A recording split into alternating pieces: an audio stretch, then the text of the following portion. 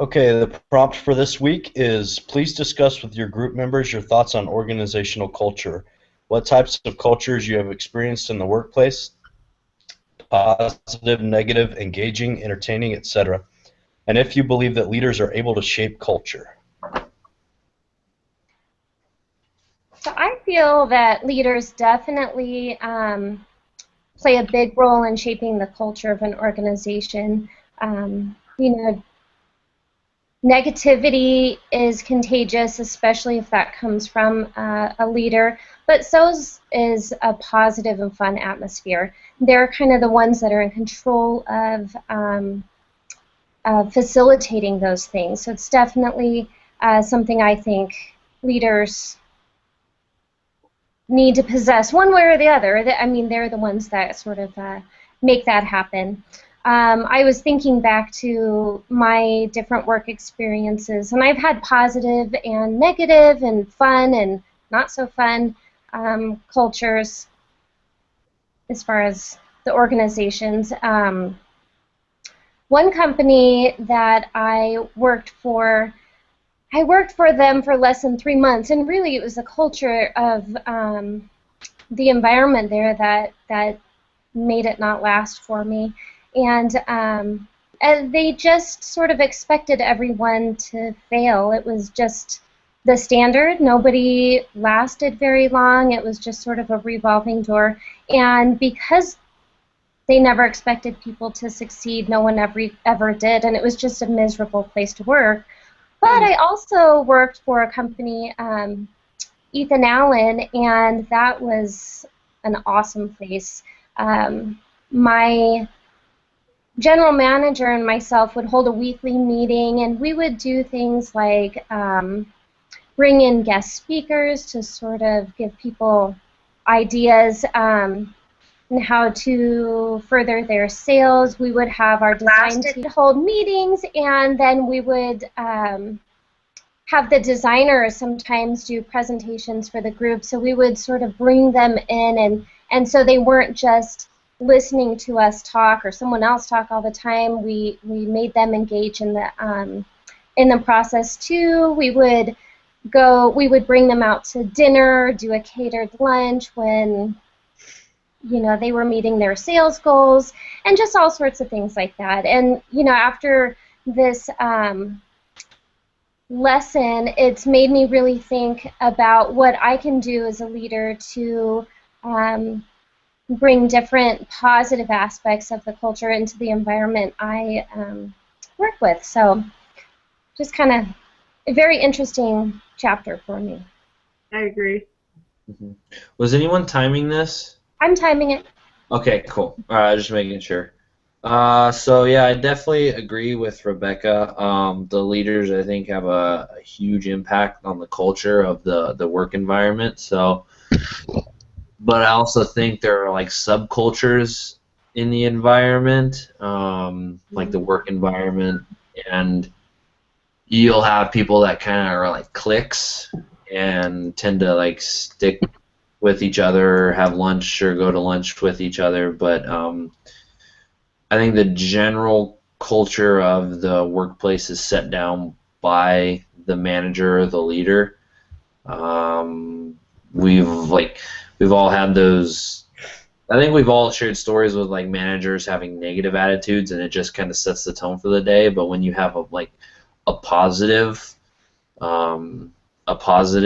like leader, it makes a total difference. You can laugh and have fun, and that's kind of like what I'm working with right now is just this, like, there's 8 of us, and there's just so much fun, and it's set down by the CEO, and it trickles down through the whole company. You can see it on everybody, and the culture's just fun and focused, and it's a blast. It's the most fun I've ever had. So the leaders, I think, definitely set the tone, and I think it typically starts with a CEO having the right people in place and making sure that everyone understands that you're supposed to enjoy the environment you work in.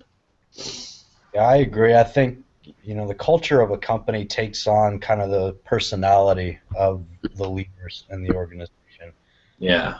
And to your point, Zach, I think it all starts with the CEO and kind of filters down from there. Like you made a really good point about there being subcultures within an organization. The organization that I'm in now, very big organization, it's multinational. So there's obviously a lot of teams, a lot of different subcultures at play there. And I think the leader of each team kind of builds their own vibe, for that team.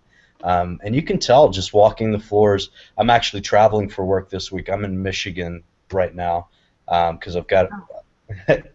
Are you in Michigan too, Zach? Yeah, that's where I'm in Ann Arbor. Right on. I'm in Detroit. Okay. I manage a team out here as well, so I'm here with the team this week, and just walking the floor at the, you can tell which managers are kind of that positive, upbeat manager, and who's more, results focused, by the book type manager, just by walking across the floor and observing the interactions from their team members. I think another really good example with the company that I'm at now of how top-down leadership really sets the tone for the culture. Up to 3 years ago, we had a CEO for our company who really built the company from the ground up. And he was one of those guys that even though he was at the top of a very large corporation, he put himself out there. He walked the floors. He met employees down to the lowest level, shook their hands, got to know them, really set a tone of kind of just upbeat vibes and having fun at work. And one example of that is Halloween. Every single year was a huge blowout.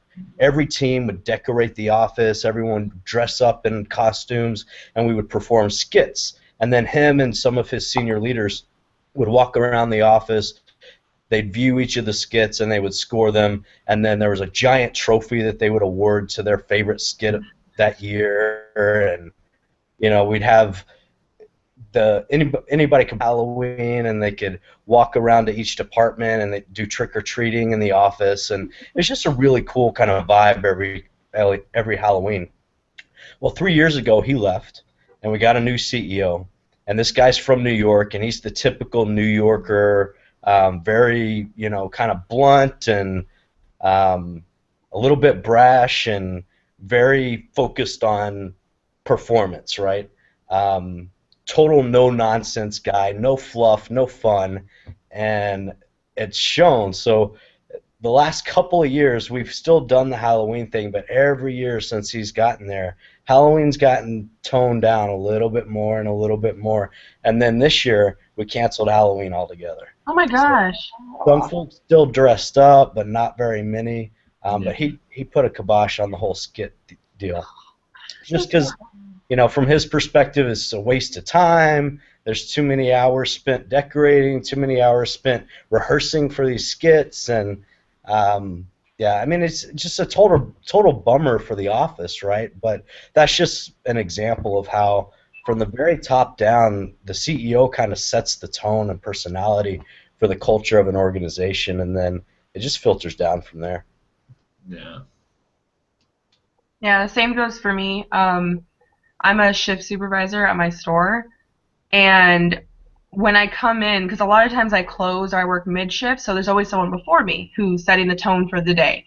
And I'll come into work, and I will know automatically if the days went well or if it's gone bad, or like how everybody is, and then the morale is completely different if it's been a bad day. Sorry, and it's just crazy. And something one of the partners came up to me and told me that really resonated with me is that you can tell when a shift supervisor is stressed out and how everyone else gets stressed out, and it just makes because it gets busy sometimes. You can't handle it. It happens. You either go with it or you get stressed out. And she said if the shift supervisor is stressed out, everyone on the floor is stressed out.